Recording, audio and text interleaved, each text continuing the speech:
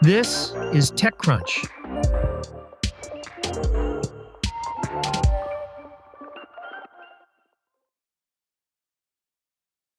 Two current and two former Meta employees disclosed documents to Congress alleging that the company may have suppressed research on children's safety. That's according to a report from the Washington Post. According to their claims, Meta changed its policies around researching sensitive topics, like politics, children, gender, race, and harassment. 6 weeks after whistleblower Frances Haugen leaked internal documents that showed how Meta's own research found that Instagram can damage teen girls' mental health. These revelations, which were made public in 2021, kicked off years of hearings in Congress over child safety on the internet, an issue that remains a hot topic in global governments today. As part of these policy changes, the report says, Meta proposed 2 ways that researchers could limit the risk of conducting sensitive research. One suggestion was to loop lawyers into their research, protecting their communications from adverse parties due to attorney-client privilege. Researchers could also write about their findings more vaguely, avoiding terms like not compliant or illegal. Jason Satizan, a former Meta researcher specializing in virtual reality, told the Washington Post that his boss made him delete recordings of an interview in which a teen claimed that his 10-year-old brother had been sexually propositioned on Meta's VR platform, Horizon Worlds. A Meta spokesperson told TechCrunch, global privacy regulations make clear that if information from minors under 13 years of age is collected without verifiable parental or guardian consent, it has to be deleted. But the whistleblowers claim that the documents they submitted to Congress show a pattern of employees being discouraged from discussing and researching their concerns around how children under 13 were using Meta's social virtual reality apps. Meta told TechCrunch, these few examples are being stitched together to fit a predetermined and false narrative.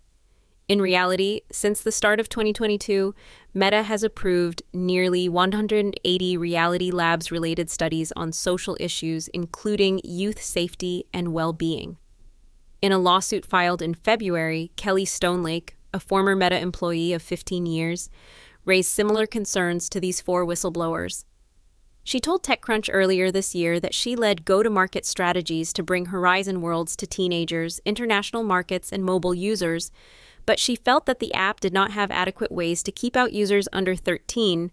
She also flagged that the app had persistent issues with racism. The suit alleges that the leadership team was aware that in one test, it took an average of 34 seconds of entering the platform before users with Black avatars were called racial slurs. Stonelake has separately sued Meta for alleged sexual harassment and gender discrimination. While these whistleblowers' allegations center on Meta's VR products, the company is also facing criticism for how other products like AI chatbots affect minors.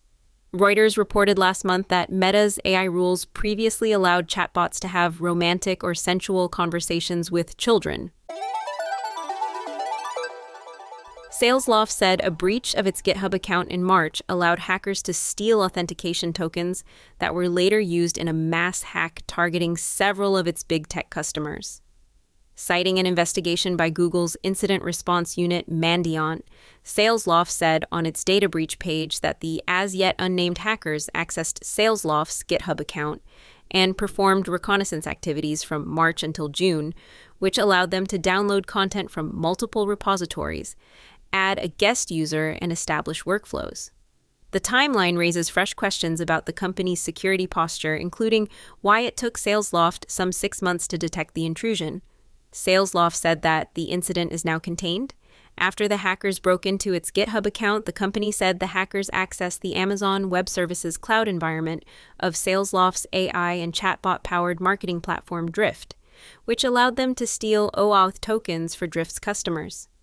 OAuth is a standard that allows users to authorize one app or service to connect to another. By relying on OAuth, Drift can integrate with platforms like Salesforce and others to interact with website visitors.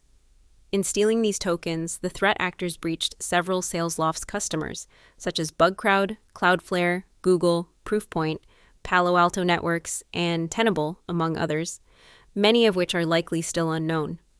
Google's threat intelligence group revealed the supply chain breach late in August, attributing it to a hacking group it calls UNC 6395. Cybersecurity publications databreaches.net and Bleeping Computer previously reported that the hackers behind the breach are the prolific hacking group known as Shiny Hunters. The hackers are believed to be trying to extort victims by contacting them privately. By accessing Salesloft tokens, the hackers then accessed Salesforce instances, where they stole sensitive data contained in support tickets. Salesloft said on Sunday that its integration with Salesforce is now restored. That's it from TechCrunch. For more tech stories like these, go to TechCrunch.com.